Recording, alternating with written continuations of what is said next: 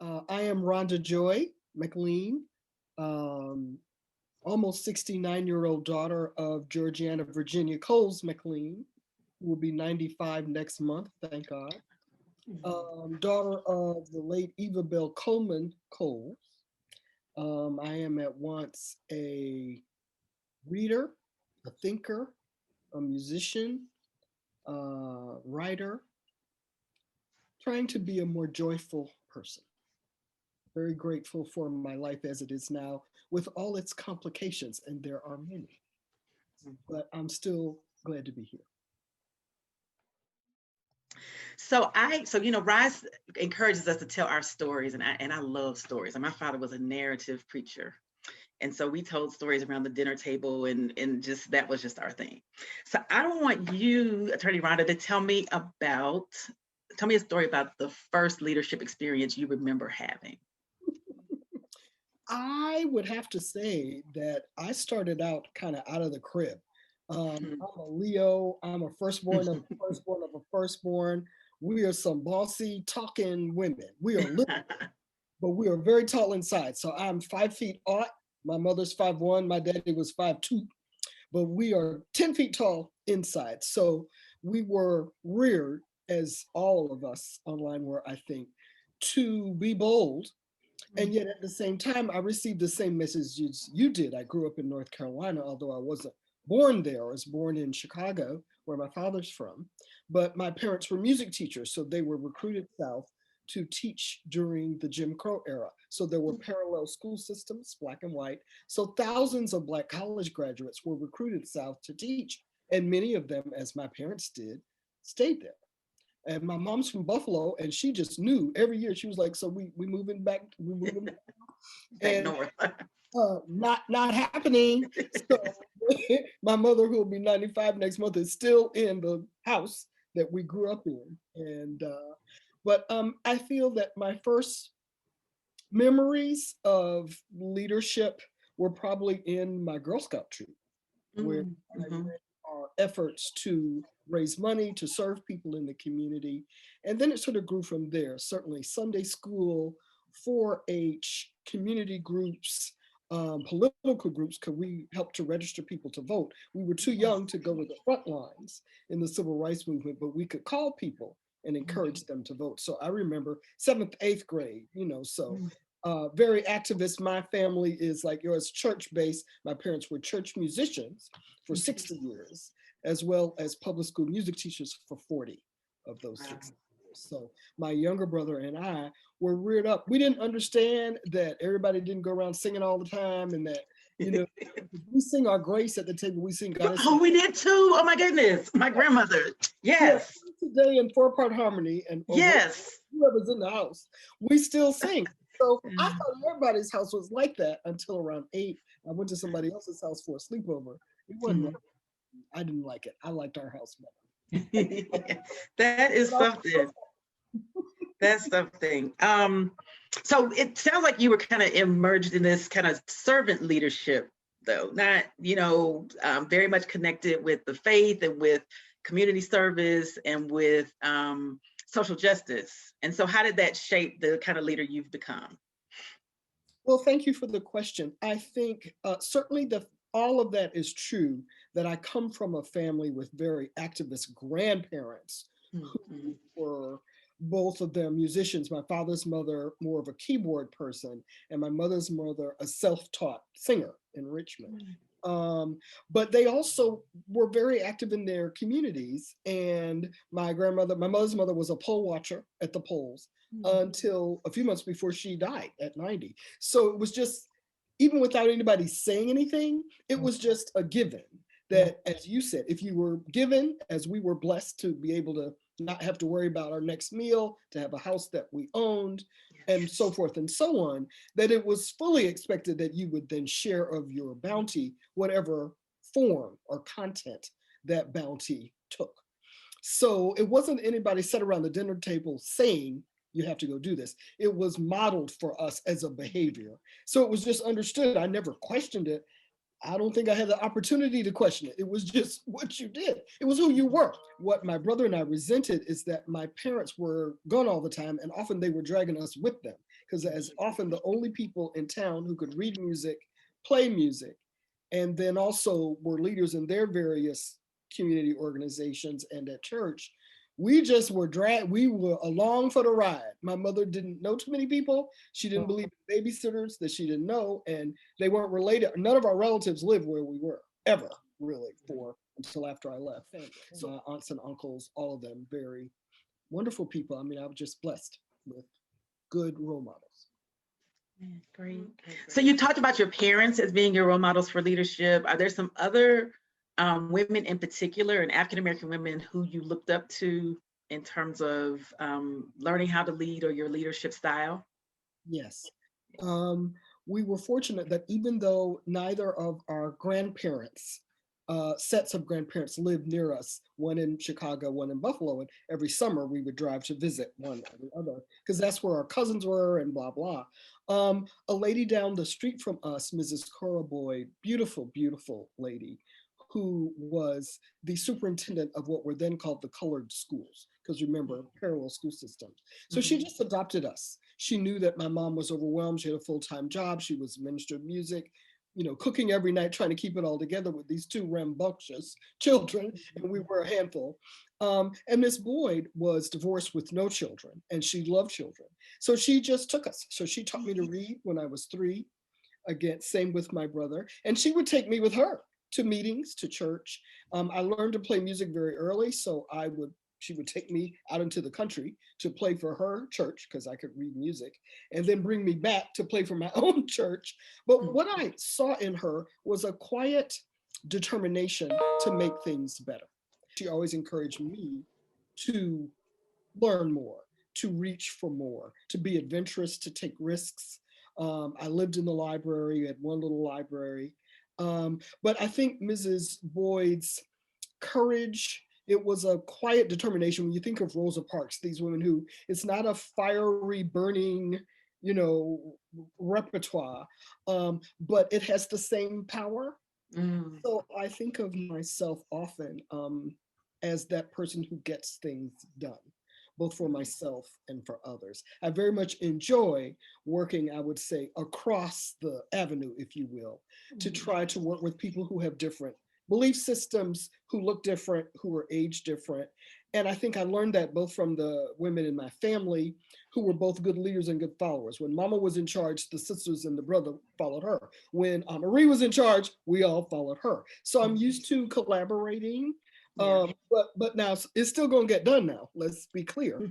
But you know, you can be the leader, or I can be the leader. So I think the last thing I'll say is that people tend to, in this country, underestimate quiet leaders. And I have found that often, because I don't holler and scream and yell and curse and stamp my feet, the assumption is, number one, that I am not determined and that I am not strong enough to lead.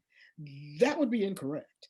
And I find that but being underestimated can be an advantage, particularly when you're going into a new situation. I've integrated schools, jobs, universities, law schools, all kinds of things. And it's not that I'm quiet. I don't really think of myself as quiet, but compared to the more boisterous white male leadership role model, often that comes from the military, which is where a lot of our leadership principles are right. There's more than one way to lead. And I'm amazed at how sometimes when we walk into spaces as leaders, the spaces or the institutions that we walk into sometimes want us to change, right? Or assimilate to abusive ways in which they operate, right? Or how they think we should show up. How did you manage that? What were your experiences dealing with that? Walking into spaces where people wanted you to show up a certain way, which wasn't who you are. Well, I can tell you that I was fired from my first law job for, at least in part, for that very reason. It was I worked for 10 years before going to law school, so I was 33 when I launched my legal career. I'm also a poster child for It's Never Too Late. Don't worry about timing. Your timing is your own and God's. Don't worry about it. So I came to New York. I came to a job. I had done well in law school. I had clerked for a Black federal judge woman who was fabulous. But when I came to New York, it was really, ooh, you know, it was quite a challenge because I brought with me my Southern sensibility, my sort of ladylikeness that my mother and her family drilled into me, and my own particular style, which is sort of getting the job done with some, I'm candid, I'm direct, I'm very straightforward. I also have some humor in there, but I'm not hollering. That's not me. You're never gonna hear me. I don't yell. That's just not me. So if you're yelling, I get quieter. So the more you show out, the quieter I get. Well, in New York, you're supposed to fight back. So if litigator A is yelling, litigator B is considered weak if he or she does not yell back. Well, I never did. And so in my first year at this firm, I had done well. Had thousands of hours, got a big bonus. It wasn't that the work wasn't getting done, but they said I was too nice and that I would never be successful. That was 37 years ago. I'm still here. And you still here. Thank God. But it took me a while, to Kathryn's point and also to your point, Brittany, to come into my own. I've certainly had therapy. I've certainly prayed over it. I've certainly been on a spiritual journey many years, struggling to make some sense out of, you know, what I was trained to be, programmed to be, and then being told that success looked like. Because I think what I have sought to do, and especially in church spaces, is to lead differently. I have been in the church all my life and have seen that it's even in churches where we claim, you know, this kind of social justice kind of ethos, that the leadership and the leadership style is very, very oppressive, right? You've got one person generally who, you know, who's at the top, who has most of the power, and then you have everybody that's kind of under them. You've got pay to play in terms of leadership. You've got young people not being, you know, necessarily given leadership positions unless it's, you know, Children's Day and that kind of thing. And so what I have sought to do is try to change that model, to be very inclusive, very collaborative in terms of the way that I lead, especially in church spaces, because those are the places where, you know, you get to have some of your first leadership opportunities. And if we don't allow children to do that and young people to do that, then they get to be an adult and they haven't had those opportunities. And I think that those are important. And I also think that as women, when we lead in church, because we've been kept out of leadership in church, that's important for us to model it differently, right? I get very upset with women who are preachers and religious leaders who try to imitate what I call doc culture, right? I think that's something that we as women need to not emulate, because it's not healthy, it's not healing, it's not liberatory. And so that is what I have sought to do. And it wasn't always like that. I did think when I first got into churches and started leading that, okay, I gotta be like the preacher man. Because you know, you're trained for it to be other given, that you're given the authority, you're given the degree for somebody else, you're given the job from somebody else, you're given the bonus from somebody else, you're given the title of minister or leader or whatever it is from somebody else, from outside yourself. So then you have to do a 360 to then give yourself permission to grow into the person that you are here to be. And I think many of us spend all our lives doing that. And some people never do that. And I find too, we have to be honest, that there are women in the church who are not ready to see women lead at all, number one. And then number two, in these different ways, they don't see it as authentic. They see it as threatening because it's different perhaps than how they see themselves. I have many friends who are ministers, and I've been a minister of music in many different denominations, and seen that women just have had such a tough road, both as lay leaders and then as they then follow their calling into the ministry. Bumpy road. Yeah, absolutely. What are some of the pitfalls in leadership that you've seen women, especially women of color, kind of fall prey to, and how can, we avoid some of those? Yeah, my friends and I've written 2 books about women of color in leadership, the Black Book of Success and then the workbook. And we spend a lot of time thinking about this and writing about it. And the first, I think, is we say you have to lead yourself. So you are the first person that you lead. So often I find that we work like dogs, stay up all night to lead others, but don't take very good care of ourselves. We are not in good health. We are not getting good mental health or spiritual health or physical health. We don't have our own, we call it a success team, but just call it a support network. I don't care what you call it. Personal board of directors, it doesn't matter. It doesn't have to have a formal name. But, as we know, life can be challenging. And if you're out there giving out of your cup and pouring it into all these other endeavors, including ministry, but if your own cup is empty, it's not going to work. It's not going to work. So I would say, number one, take care of yourself. And again, you have to give yourself permission that it is okay to take some time, to take a sabbatical. I was talking with someone earlier today about asking for the time you need.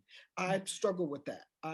Because having integrated the school and having been one of 3 little White girls in this school with hundreds of White students, we learned to be stoic at all times, never to appear to need anything, to, even if we didn't know, to act like we knew. So that's good on the one hand, it got us through, but not so good when really maybe you do need help. Maybe you do need to collaborate with this sister or that sister. It's not a weakness to need help. And I grew up feeling that it was. So I think taking care of yourself, knowing when to collaborate with others, knowing when to ask for help, and then being able to receive it when it's offered. And that includes delegation of duties, because I'm a person who, I'm gonna give it to you, but my attention span is short. So if I don't see that you're making progress on what I delegated to you, I'm gonna take it back and do it myself. Even if it, I have to be up 3 nights, all night straight. And I'm notorious for having done that. In college, I finished college in 3 years, but then I was in the hospital with mononucleosis because no, that's not, no, you're not supposed to do all this. So please, please, all of us, I'm speaking to myself as well, ask for help, receive it, but when you delegate, don't take it back. Don't take it back. Don't take it back. Hard lesson to learn. That's wisdom. That is great wisdom. I'm still learning it. The Little Black Book of Success. Can you tell us what you wanted people, women of color, to get out of it? What was your goal? What's the purpose? If someone was to read it, what do you want them to walk away with? That it is a book that 2 of my friends and I wrote because we couldn't find a book about leadership that mentioned women of color. This is 2007.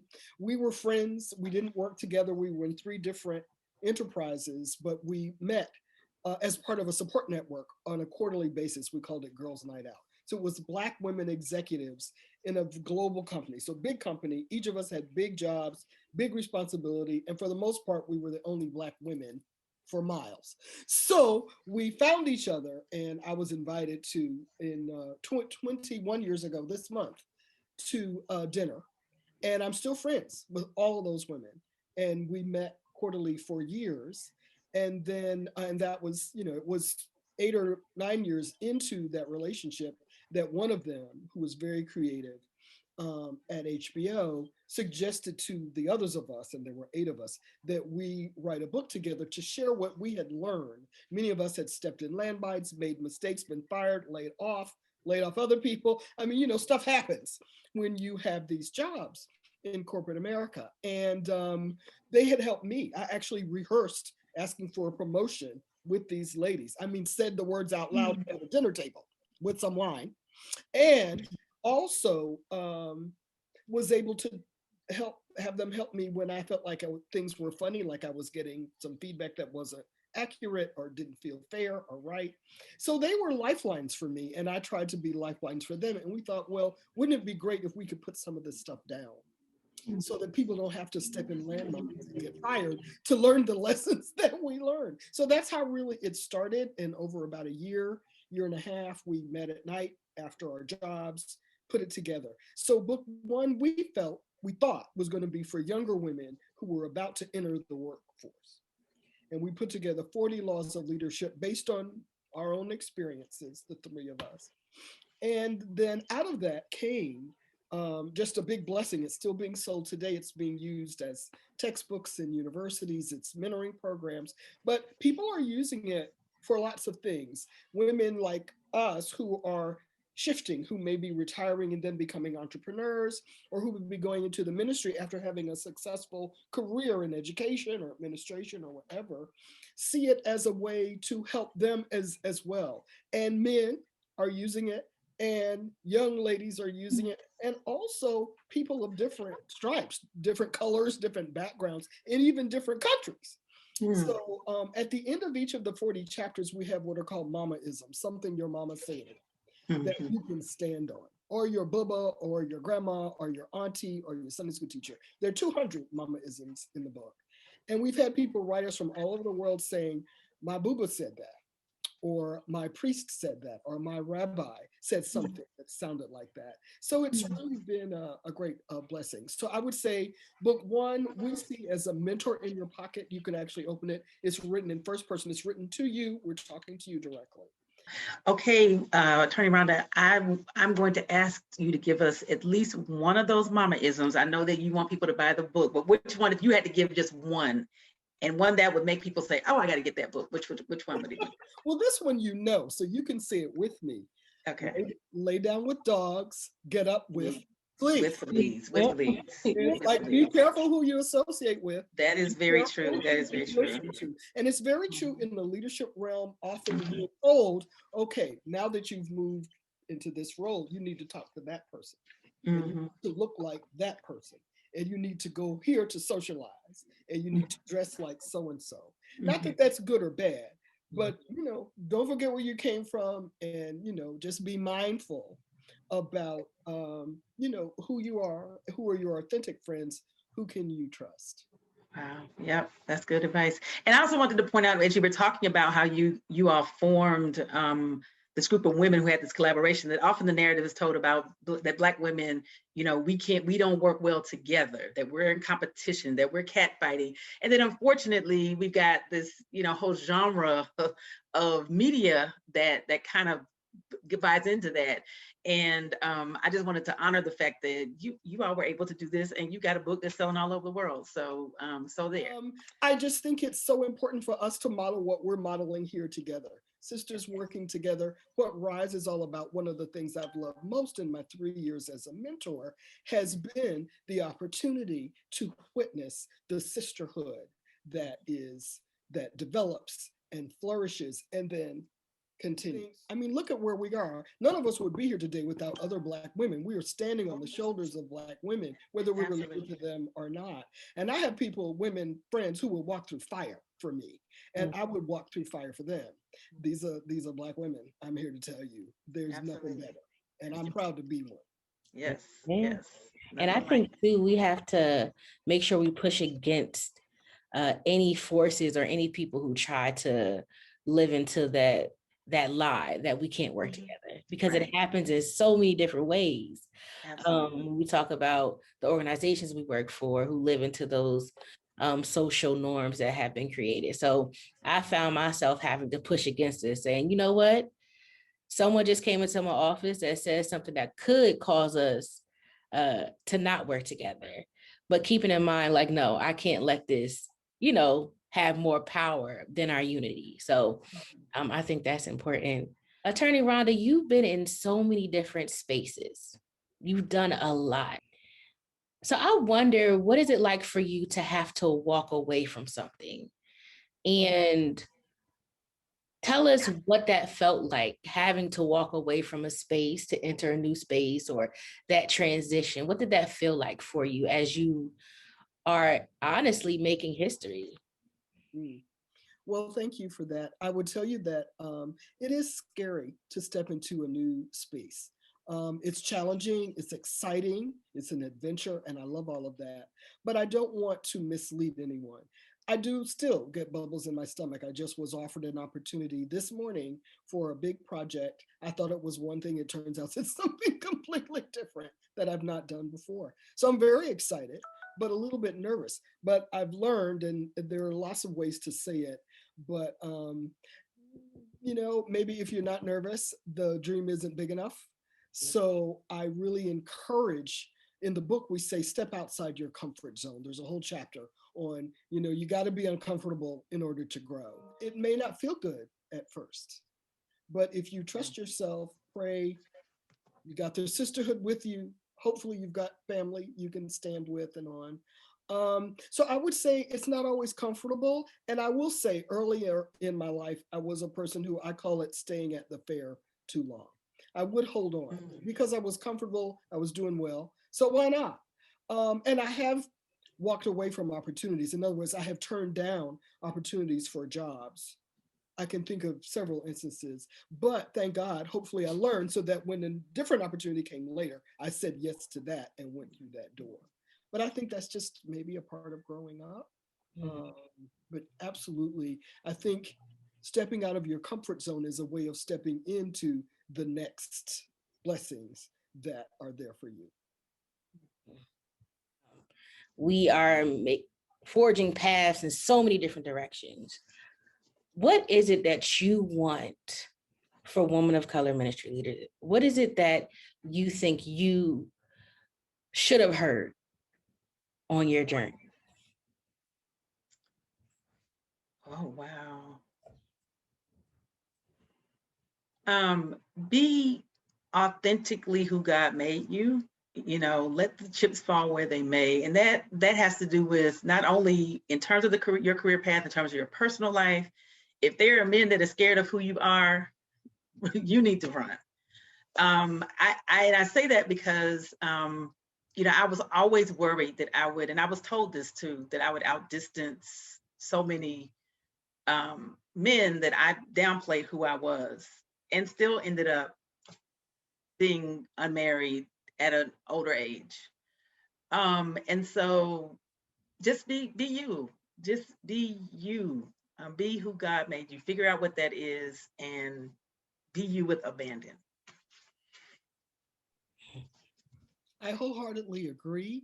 And I think what I love about what I am hearing women ministers and women exploring a spiritual calling say is that God is more than we have been trained to believe, that God is Alpha and Omega, but God is he and she.